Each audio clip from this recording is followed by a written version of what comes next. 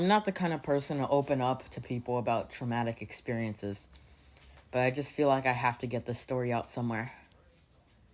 Carnivores Dinosaur Hunter was one of my favorite games on the App Store, but ever since today, I don't think I'll ever click on that game again.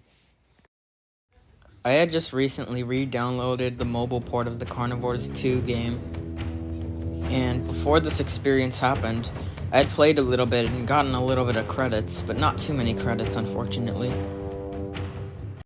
The credits were only really enough to buy a select few dinosaurs and a few guns on my hunting trip. I couldn't buy a map, at least not a good one, so I was stuck with Delphaeus Hills. When I first spawned in, there were about 2 dinosaurs on my radar, so I decided to go with the one that was closest to me. The dinosaur that ended up being closest to me was a Pachycephalosaurus who was shot and killed. The second dinosaur heard my gunshot and started running towards me. It was until later that I found out it was an Allosaurus, but running towards me ended up being a mistake for it since I killed it instantly. After killing the Allosaurus, I decided to make my way to the satellite station thingy. I don't know exactly what it's called, but I thought it would be a little bit cool to just visit there from time to time. But this time, things were way different. Something was oozing out of the satellite station. Something green. A green liquid was oozing from the walls and onto the floor. I don't know why, but it just was. And little did I know this was going to be the start of it all. A little ways off from the satellite station was a set of barely noticeable green footprints from some kind of dinosaur. Now, any sane person probably would have left the game or just stopped for the day and decided this is way too creepy for me, but I decided to make the worst decision of my entire life. I decided to investigate the footprints. I don't know why, but curiosity just got the better of me and I followed them.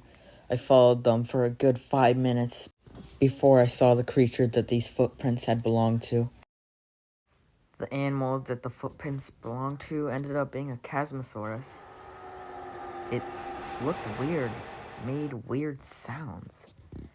It sounded nothing like a regular Chasmosaurus, and it was making sounds on its own. It wasn't supposed to do that. It was very odd, but still, curiosity ended up getting the better of me, and I just ended up walking closer to it. I tried pulling out my rifle, but the moment I did, it turned around and started charging at me, and it roared so loud I felt like my ears were gonna bleed. It was bloody and had bloodshot eyes. It looked like it was torn apart and it was running towards me. This zombified Chasmosaurus was running towards me, and I had little time to react. But somehow that little bit of time that I had was enough. I shot the Chasmosaurus and it dropped like a fly.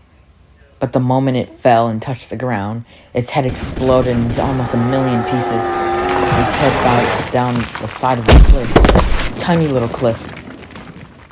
Its eye popped out and its lower jaw severed. I don't think I could get that image out of my head. But even after seeing this, curiosity told me to keep going. And for some reason I listened. I tried to go back to the satellite station to see if I can find anything else. But then that's when this velociraptor came up to me and started charging at me, trying to kill me. It had the same bloodshot eyes that made it look cracked out, and it was charging at me fast. But my gun was way faster. Just like the Chasmosaurus, when it was shot and killed, its head came off. But just in a different way. But there was something about these creatures, these mysterious creatures.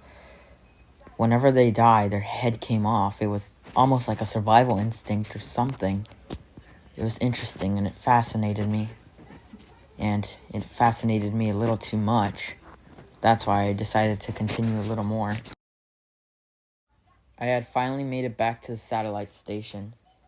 I wanted to investigate that green goo more, because for some reason, I truly thought that whatever these monsters were and where they were coming from all originated from that green goop that I had found at the satellite station.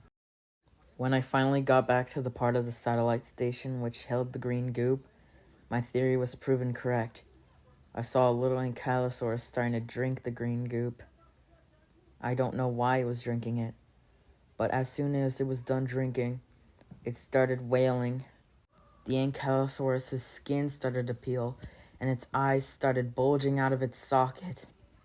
It was becoming just like the others, but I made sure that that wouldn't happen.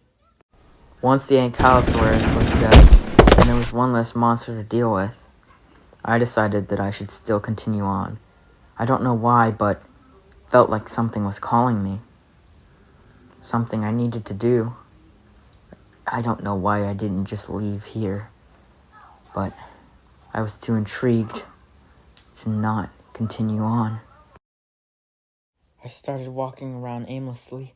I don't even know what I was looking for, but I was looking for something. I don't know what it was. But everything changed once I got to the side of a hill. As I was walking up the hill, I heard something behind me that I can never unhear.